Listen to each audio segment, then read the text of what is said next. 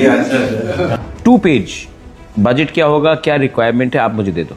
Okay. मैं next इसी meeting में इसको क्लियर करा के आपको देता हूँ। एकेडमी का 1 टाइम इन्वेस्टमेंट जैसे कि बॉलिंग मशीन, मैट्रिक, वो सब तो हम कर देंगे, लेकिन अगले 4 साल तक जब तक आपका एकेडमी खुद चलेगा नहीं, अगले 4 साल तक कैसे सैलरी देकर मैं आपको सपोर्ट करूं, या फिर मैं रिलायंस से बात करूं, अपोलो से बात करूं, ONGC से बात करूं, गेल से बात करूं, उनसे भी बात करके, EDC से भी अपना पैसा से, हम भी डोनर लगा के हम कैसा आपका एकेडमी को सपोर्ट कर सकते हैं।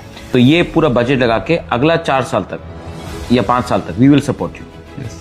Let people who are qualified.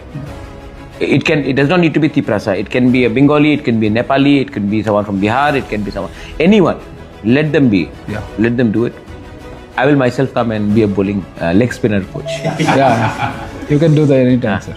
Anytime. You please tell me the list of equipments you require. Yes, sir. Yeah, definitely. ठीक है, इतना तो आप कर दो। नहीं सर, कर दो। मैं जनवरी में ही आपको कुछ करना चाहता हूँ। All the best. Thanks. Nice meeting you.